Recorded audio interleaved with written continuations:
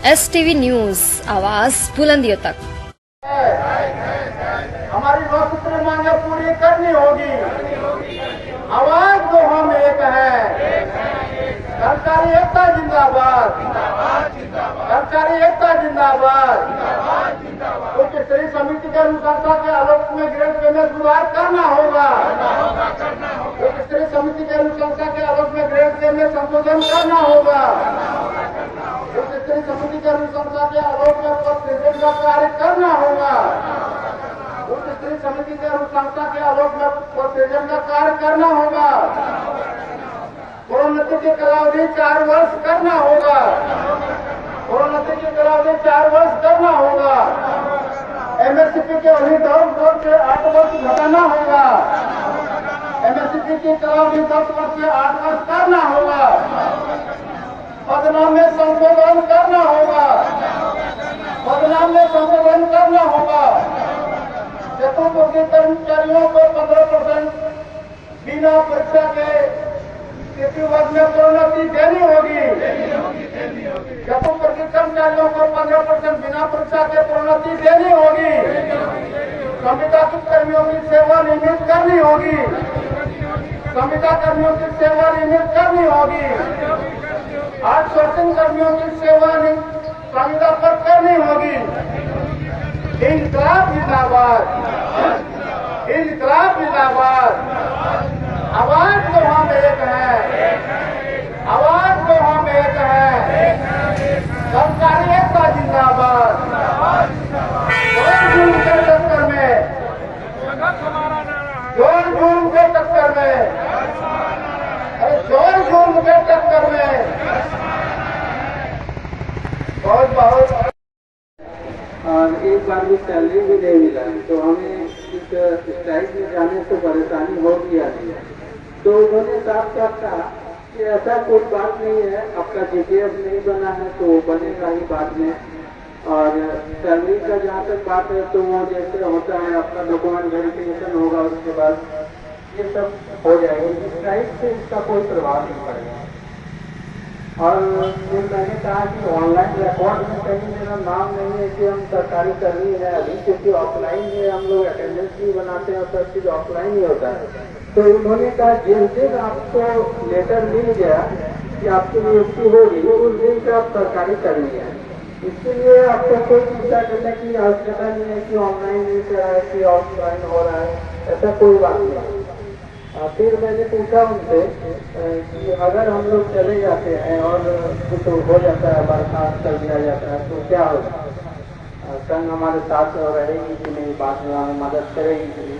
तो उन्होंने कहा संघ आपके साथ हमेशा रहेगी और एक सुई के नोक के बराबर भी आप लोगों को भी परेशानी नहीं होगी, ऐसा उन्होंने कहा। और अगर चाहते हैं कि वो बोले कि लिख के भी हम दे देंगे कि आप लोग को एक सुई के नोक के बराबर भी परेशानी नहीं होगी।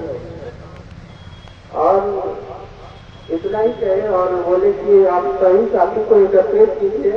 अगर वो लोग भी चाहे तो हमसे बात कर सकते हैं। महासंघ के अध्यक्ष से भी हम बात करा देंगे और आप लोग पहले एकजुट होइए, उसके बाद सभी से हम बात कर लेंगे कॉन्फ्रेंस में। तो इसलिए हमारे नए जितने भी साथी हैं हम सबसे अनुरोध करना चाहेंगे कि आप लोग जो भी अभी नहीं आए हैं इस साइड से आने का कष्ट करें, इससे हम लोग को कोई परेशानी नहीं होगी। और सबको एक साथ मिल के रहेंगे तो ही हमें फायदा होगा, नहीं तो फिर अलग अलग रहेंगे तो फिर दिक्कत होगी। ठीक है, मैं अपने वाले को विराम देता हूँ।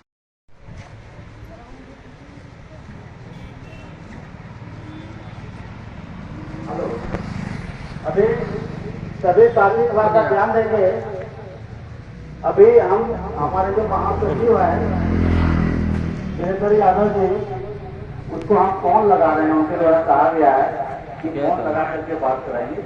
अभी हम साहेबन समाहरणालय के निकट STV न्यूज आज उनके संख्या को झारखंड अनुसूचित कर्मचारी संघ का अनिश्चितकालीन हड़ताल 6ठा दिन चल रहा है और ये कब तक चलेगा कोई ठीक नहीं है।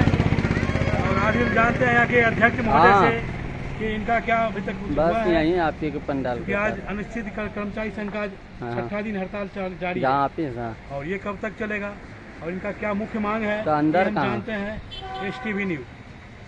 ठीक ठीक ठीक। ये फोन कर दिया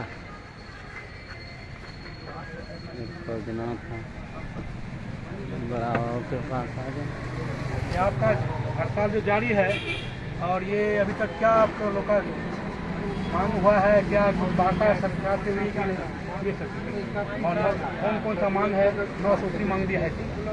झारखंड अनुसूचित कर्मचारी संघ समाहरणालय संवर्ग के आह्वान पर हम लोग दिनांक 22/7/2024 से अनिश्चितकालीन हड़ताल पर हैं और आज हमारे हड़ताल का ये छठा दिन है और हम लोगों ने अपनी मांगे उपायुक्त के माध्यम से या सीधी राज्य स्तर पर भी भेजने का कार्य किया है और वार्ता के लिए भी हमारे राज्य नेतृत्व की ओर से माननीय मुख्यमंत्री को आवेदन दिया जा चुका है, लेकिन अभी तक हमें जहां तक जानकारी प्राप्त है कि हमारे राज्य नेतृत्वकर्ता को वार्ता के लिए आमंत्रित नहीं किया गया है और राज्य नेतृत्व का निर्देश है कि जब तक सम्मानजनक वार्ता नहीं होती है और हमारी 9 सूत्री मांगे नहीं मानी जाती है तब तक हम लोग हड़ताल पर डटे रहेंगे।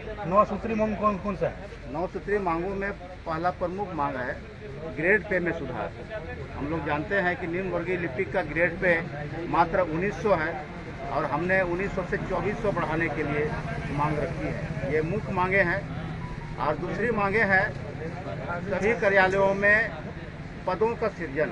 हम लोग जानते हैं कि वर्तमान में जो स्वीकृत पद है सभी कार्यालय में 1958 की जनसंख्या के आधार पर है और हम लोग जानते हैं कि 1958 से लेकर अभी तक जनसंख्या में कई गुना की वृद्धि हुई है और उसी जनसंख्या में वृद्धि के अनुपात में सभी कार्यालय में पदों का भी सृजन होना चाहिए। पद का सृजन होने से हम कर्मियों में जो कार्य का बोझ है वह बोझ कमेगा और उससे दूसरी फायदा ये होगी कि